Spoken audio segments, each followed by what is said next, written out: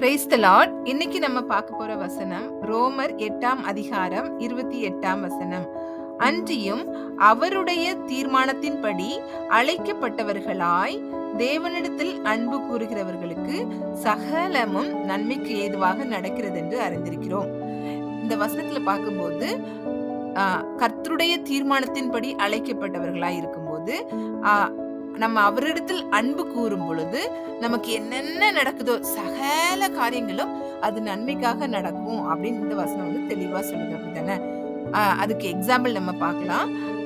பழைய ஏற்பாட்டுல பார்க்கும்போது யோசேப்பு அவங்க வந்து அவங்க அப்பா வந்து அவங்கள ரொம்ப லவ் பண்றாங்க. அப்போ அப்படி லவ் பண்றத பாக்குற பிரதர்ஸ்க்கு வந்து ரொம்ப பொறாமையாகி அவங்கள எப்படியாவது தீர்த்து கட்டணும் அப்படின்னு சொல்லிட்டு அவங்கள ஒரு வழி பண்றாங்க.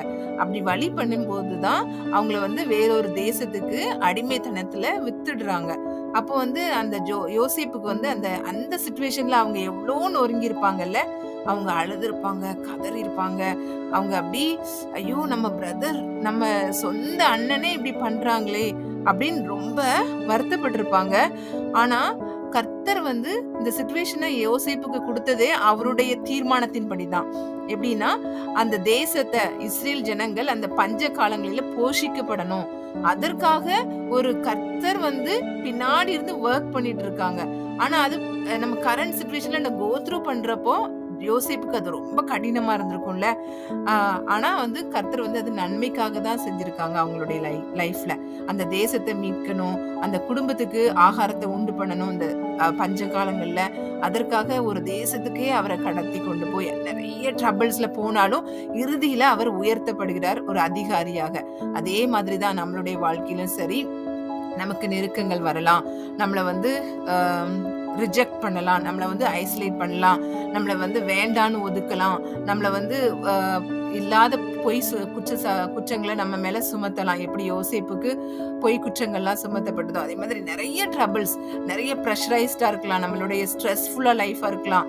ஆனா கர்த்தரிடத்துல நம்ம உண்மையாக அன்பு கூறும்போது, நம்ம செய்கிற காரியங்களை நம்ம உண்மையாய் செய்யும் போது கர்த்தர் அதை அறிவார். கர்த்தர் அதை அதற்கு ஏற்ற ரிவார்டு, எப்படி யோசேப்பை வந்து கர்த்தர் வந்து ஏற்ற வேலையில உயர்த்தினாங்களோ அதே மாதிரி நம்மளுடைய காரியங்கள்ல நம்ம நிறைய வந்து நமக்கு சிச்சுவேஷன் வந்து பாசிட்டிவா இல்லாம இருக்கலாம். எல்லா காரியங்களையும் பார்க்கும்போது ஐயோ நான் எவ்வளோ ரிஜெக்ஷன்ல இருக்கிறேன், எனக்காக ஃபேவர் பண்றதுக்கு யாருமே இல்லையே, எனக்கு நான் எவ்வளோ கஷ்டத்துல இருக்கிறேன், என்ன நான் கர்த்தரை எவ்வளோ லவ் பண்றேன், நான் அவருக்காகவே எல்லாமே செய்யறேன், ஆனா அதை கூட புரிஞ்சுக்க மாட்டேங்காங்களே அப்படின்னு நீங்க நினைக்கலாம். ஆனா கர்த்தர் வந்துதான் அந்த ரிஜெக்ஷனையே கொடுக்கிறாரு. அது ஏன் கொடுக்குறாங்கன்னா உங்களை வந்து இன்னும் அதிகமா வேறொரு இடத்துக்கு கொண்டு போய் உயர்த்த போகிறார். அதுதான் அவருடைய நோக்கம்.